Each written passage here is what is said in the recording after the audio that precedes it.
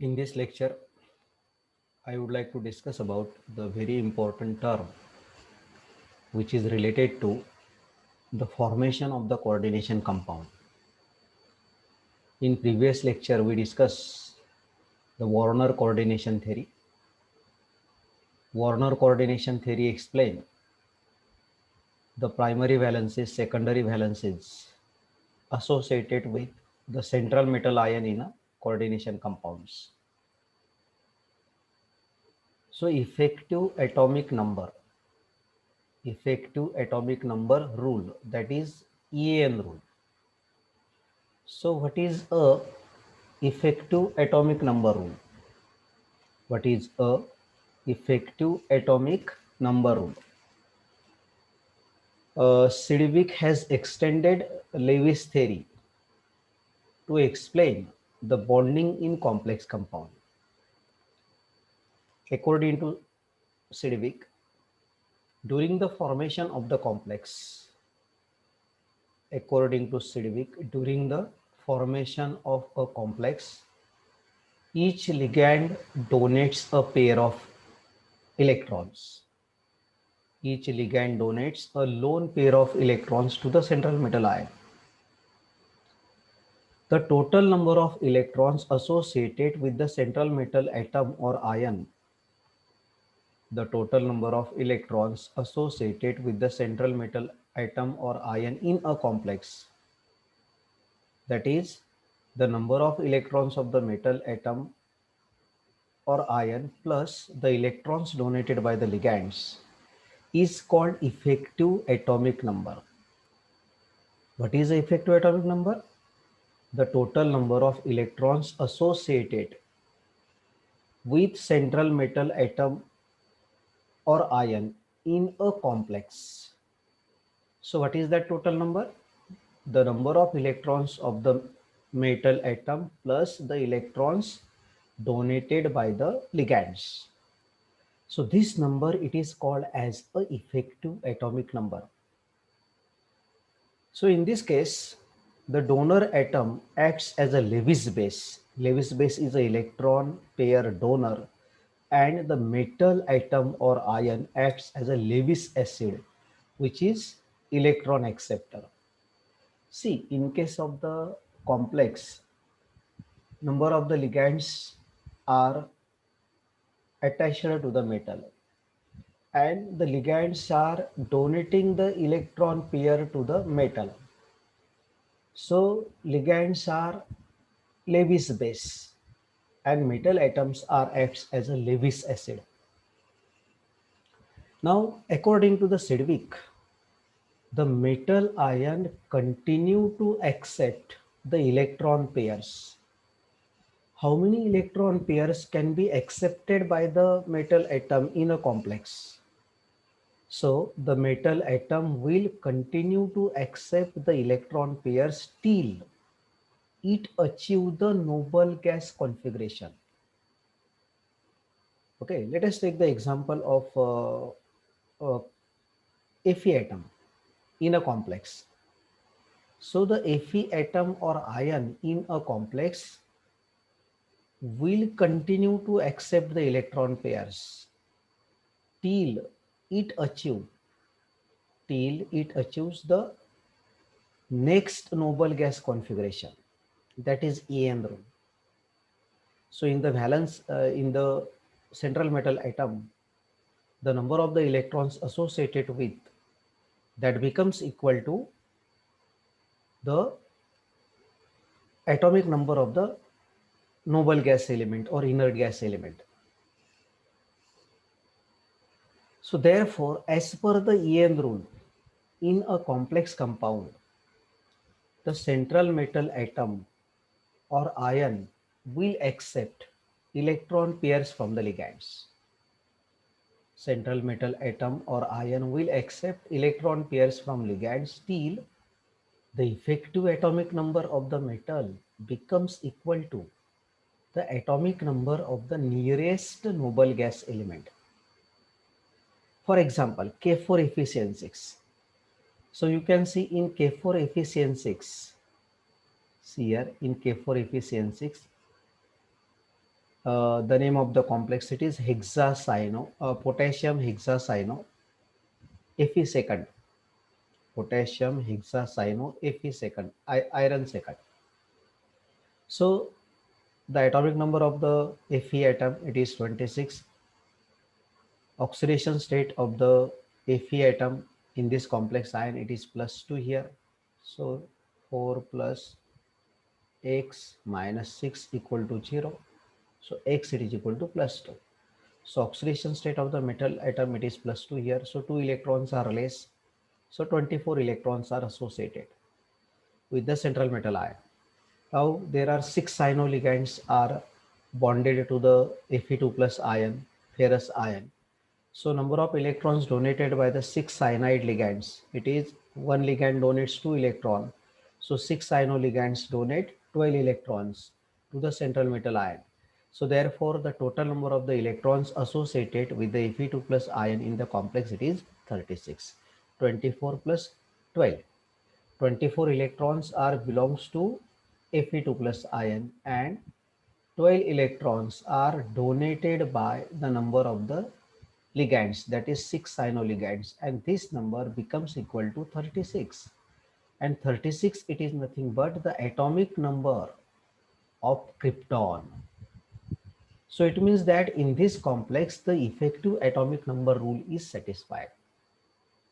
The central metal ion will accept the electrons from the ligand till the central metal atom achieves the effective atomic number of the nearest inert gas element. So in this case, that is krypton. So the central metal atom or ion will accept the electron pairs from the ligand till the effective atomic number of the metal becomes equal to the atomic number of the nearest inert gas element. So in this way, in a complexes, the metal ion or atoms are accepting the electron pairs from the ligands till that number should becomes equal to the atomic number of the nearest inert gas element. And if both the numbers are same, then the effective atomic number rule is satisfied. Let us take another example. CONH3 plus. CONH3 plus. Now name of the complex, it is hexaamine cobalt third ion. CO, second example, CONH3 3 plus. So in this complex, the name of the complex, it is hexaamine cobalt third ion. Hexaamine cobalt third ion. Oxidation state of the cobalt, it is 3, and complex ion, it is a positive complex ion. So let us write here first atomic number of the cobalt, it is 27. So it is associated with 27 electrons. Now oxidation state of the cobalt, it is tripositive here, so 3 electrons are less, so 27 minus 3, it is 24 electrons. Now the number of the electrons donated by the ligand, number of electrons donated by the ligands, number of electrons donated by 6 ammonia molecules, 6 amine ligands. Okay, so it is equal to 6 into 2. So this is equal to 12 here, 12 electrons. So total number of electrons associated with the central metal ion in the complex, this is equal to 36. And this is nothing but the atomic number of the krypton. So in this way, this complex ion also satisfy the EN rule here. That number becomes equal to 36 here. Let us take the another example. CrCO6. CrCO6. So atomic number of chromium, it is 24. So it is having 24 electrons. Oxidation state of the chromium, it is 0 here. So no change in the number of the electrons, 24 number of the electrons. 6 carbonyl groups, 6 CO groups donate 12 electrons. So this total number becomes equal to 36. So in this way, in metal complexes, generally the central metal atom will satisfy the EN rule. Okay. So what is the effective atomic number rule? The effective atomic number rule is that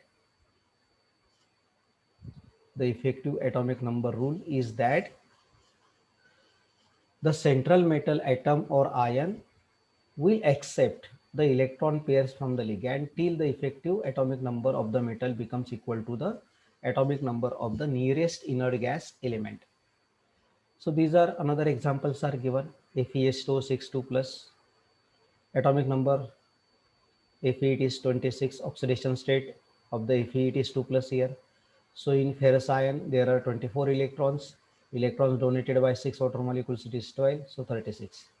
You can say this example FeCO5. Atomic number of the Fe it is 26. Oxidation state of the Fe in this case it is 0. So the number of the electrons associated with the metal atom it is 26 here. Number of the electrons donated by the 5 carbonyl groups it is 10. So 26 plus 10 it is equal to 36. Okay. See another example. This MoCO6. Atomic number of the molybdenum it is 42. Oxidation state of the molybdenum it is 0 here. So 42 number of the electrons plus number of the electrons donated by the 6 carbonyl groups 12. So 42 plus 12 it is 54, and this 54 it is the atomic number of the xenon. This 54 it is the atomic number of the xenon. So in this case also the effective atomic number rule is satisfied. 54 it is the atomic number of the xenon. You can take another example, hexamine platinum 4th ion.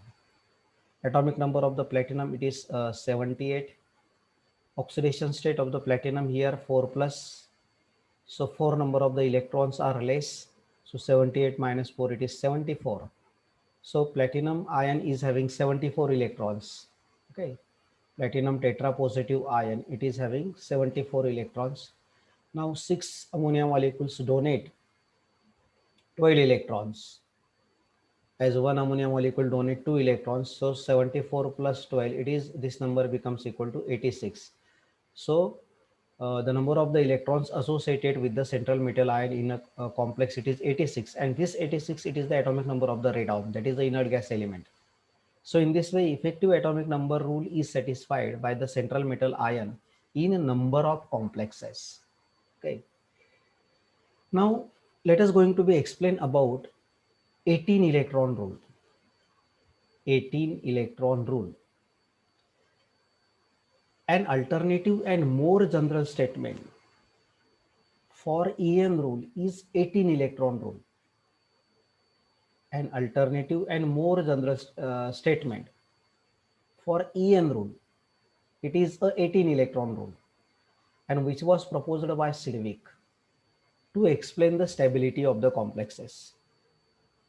To explain the stability of the complexes. So in this case, instead of considering all the electrons of the metal atom, only the valence electrons of the metal atom or ions are considered. The rule is based on the fact that transition metal consists of 9 valence orbitals. In a complexes, particularly the transition metal ion, it is having 9 valence orbitals. So which are the 9 valence orbitals? 5d orbitals, then 1s orbital, 1s orbital, and 3p orbitals. 3p orbitals. Okay. So transition metal atom having 9 valence orbitals. In these 9 valence orbitals, generally total 18 electrons can be accommodated. 5d orbital here, 1d orbital have 2 electrons. So in 5d orbitals, there are 10 electrons. In d orbital, there are 10 electrons. S orbital is only one, so it is having 2 electrons. It can accommodate 2 electrons. P orbitals are 3. So it can accommodate 6 electrons. So 10 plus 2 plus 6, it is 18. This number becomes equal to 18. So 18 electrons can be accommodated into these orbitals, into these 9 orbitals. So what is a electron, 18 electron rule?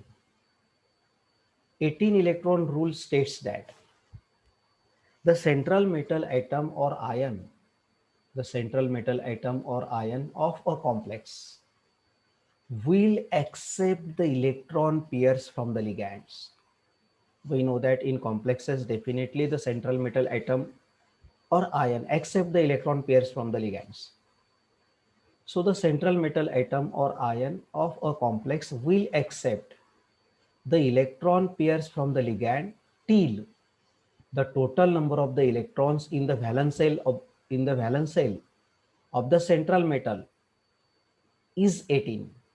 Means in 5d orbital, that is n minus 1d, ns and np. So that total number of the electrons should be 18. Up to that, the central metal atom or ion will accept the electron. So let us explain this by taking the example. The central metal atom or ion will accept the electrons from the ligand till in the valence shell of the central metal atom or ion there are 18 electrons. So take the example to explain this 18 electron rule. So see here, FeCO5. FeCO5. Actually, the effective atomic number rule and 18 electron rule are not differ from each other so much. In effective atomic number rule, we can consider all the electrons of the central metal atom. And in the 18 electron rule, we consider only the valence shell electrons. Valence shell electrons. So according to the 18 electron rule, in the valence shell of the central metal ion, there should be the 18 electrons. The central metal atom or ion accept the electrons from the ligand till there are 18 electrons in the valence shell of the central metal atom. So take the example of the Fe, atomic number 26.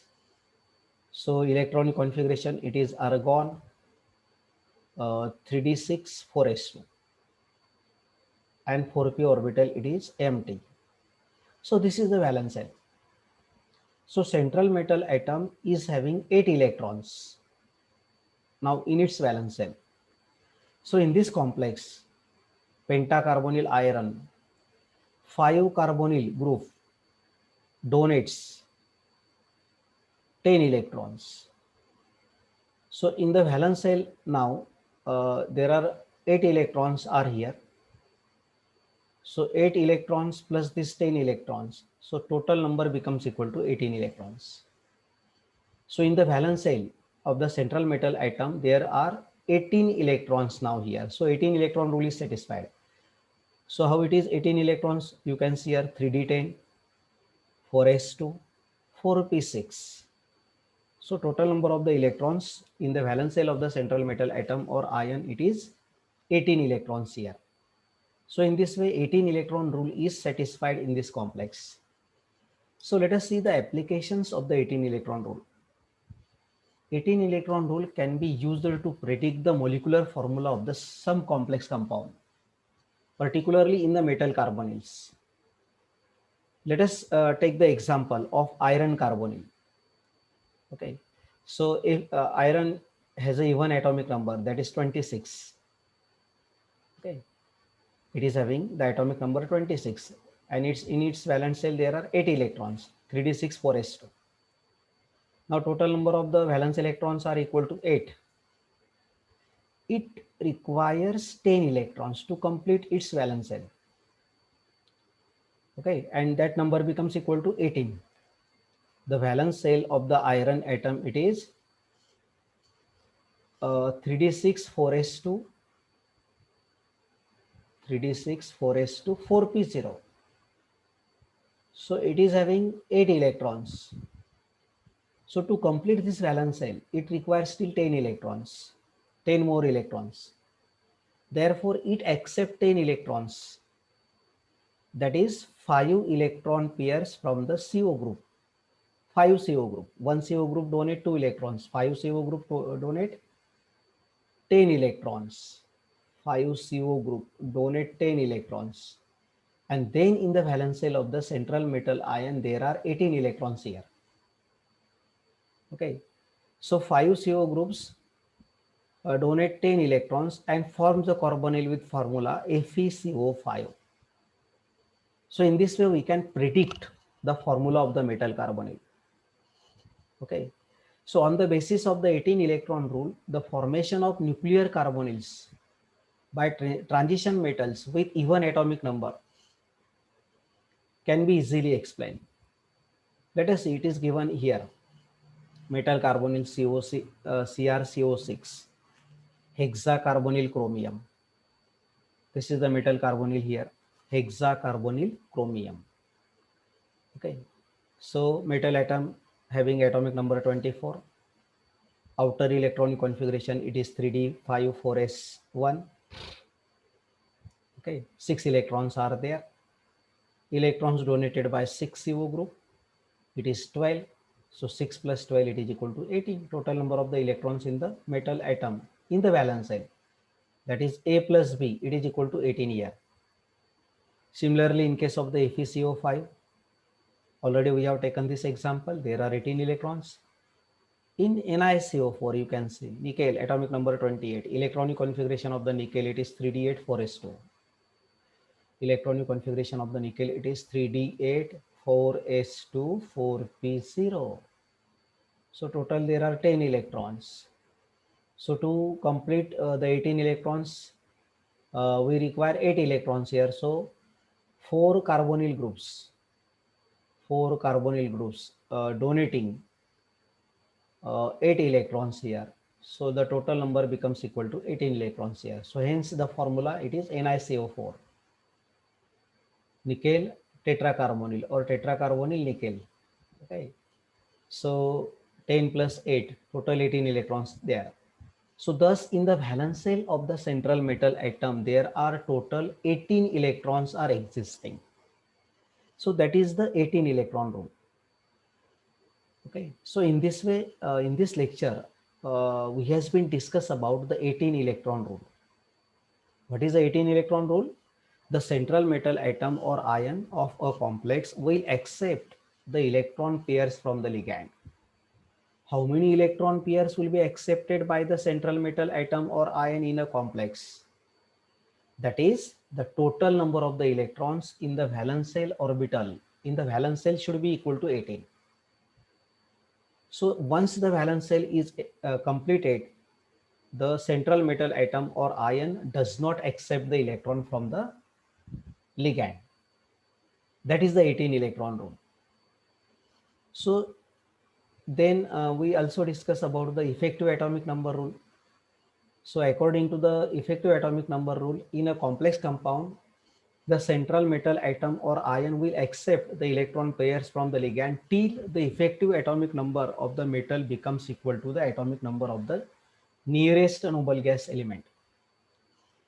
According to this effective atomic number rule, the total number of the electrons associated with the central metal atom or ion in a complex, so that total number of electrons becomes equal to the atomic number of the nearest inert gas element. Okay, so this is about the effective atomic number rule. So thus we discuss the two important rules related to the formation of the complexes, and generally the central metal atom or ion in a complex will satisfy the effective atomic number rule or 18 electron rule.